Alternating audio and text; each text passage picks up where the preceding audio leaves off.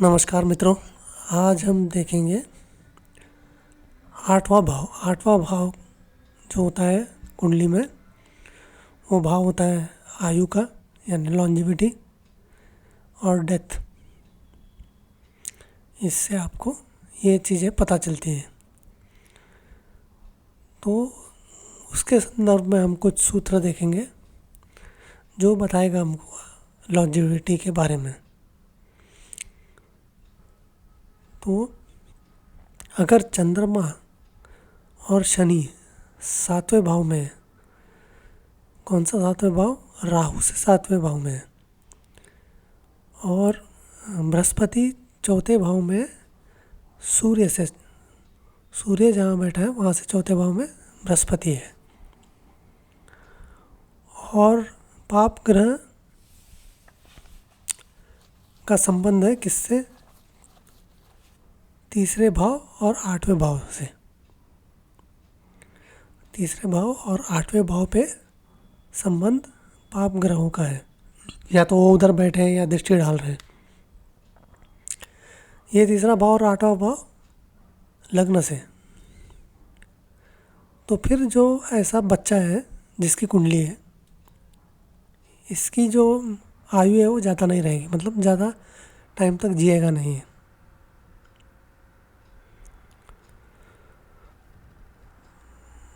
हाँ, बच्चा 1 साल के अंदर ही मर जाएगा। बच्चे की 1 साल के अंदर मौत हो जाएगी अगर आठवें भाव का स्वामी, आठवां भाव सूर्य से आठवें भाव का स्वामी अगर लग्न में जाके बैठा है,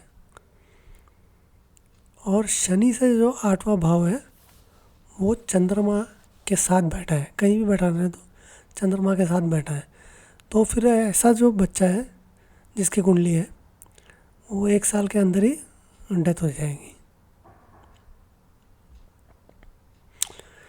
इसमें कभी कभी अपवाद होते हैं, लेकिन जनरल रूल यही है।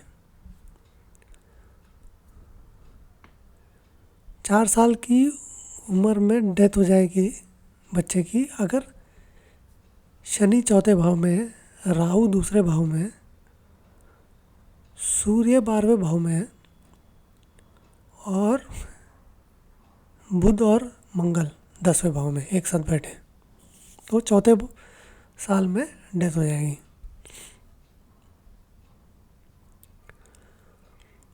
अगर आठवें भाव का स्वामी 10वें भाव में है, साथ में मंगल बैठा है, और सातवें भाव का स्वामी दृष्टि डाल रहा है, तो 2 साल की उम्र में डेथ हो जाएगी ऐसे बच्चे की।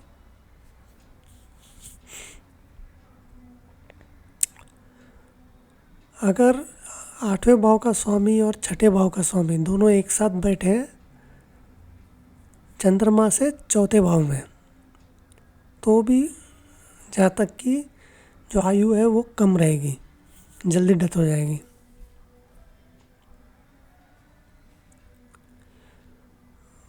अगर आठवें भाव का स्वामी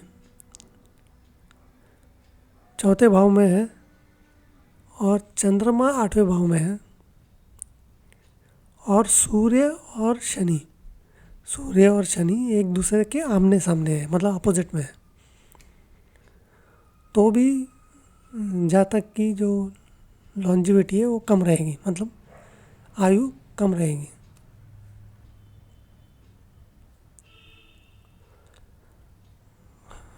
अगर बृहस्पति 11वें भाव में है तो जातक के जो पिता है उनकी लाइफ अच्छी लंबी रहेगी।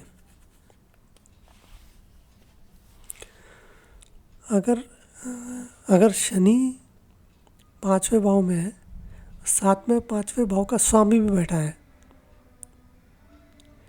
और 9वें भाव का स्वामी भी बैठा है, और दृष्टि शुभ ग्रह की पड़ रही है, तो जातक जो है वो मतलब अच्छी आयु रहेगी, मतलब अच्छा लॉन्ग लाइफ जिएगा।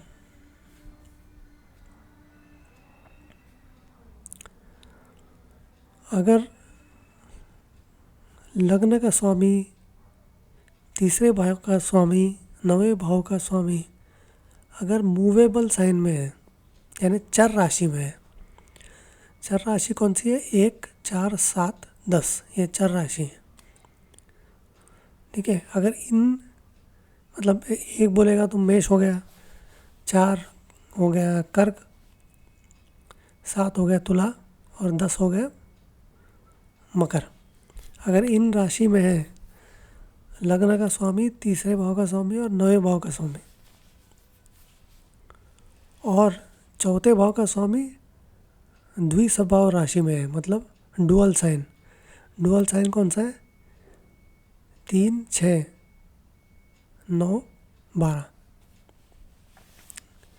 तो फिर ऐसे केस में जातक के पिता के पास पैसा भी रहेगा अच्छा खासा और आयु भी अच्छी रहेगी, मतलब दोनों। जातक के पिता की आयु अच्छी रहेगी अगर बृहस्पति नवे भाव में है और दृष्टि किसी शुभ ग्रह की पड़ रही है और सूर्य के ऊपर दृष्टि नवे भाव के स्वामी की पड़ रही है, तो भी जातक के पिता की अच्छी लाइफ रहेगी।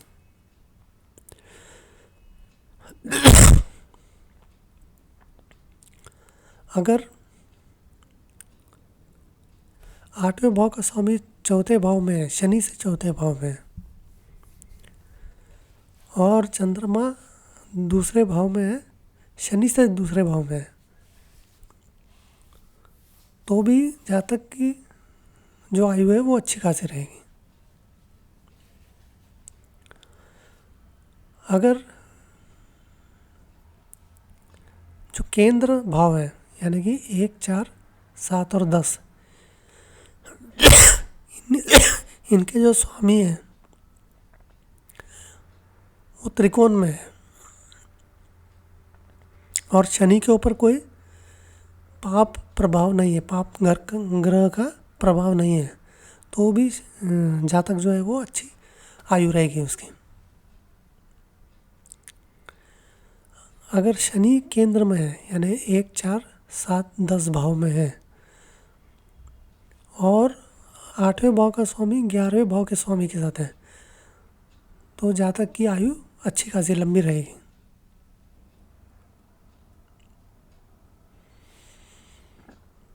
अगर चंद्रमा लग्न में है,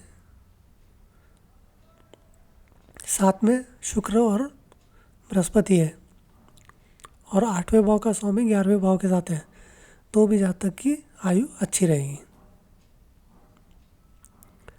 अगर 8वें भाव का स्वामी 8वें ही भाव में है और शनि जो है वो उच्च का है, तो भी जातक की आयु लंबी रहेगी। अगर 8वें भाव का स्वामी और छठे भाव का स्वामी 12वें भाव में है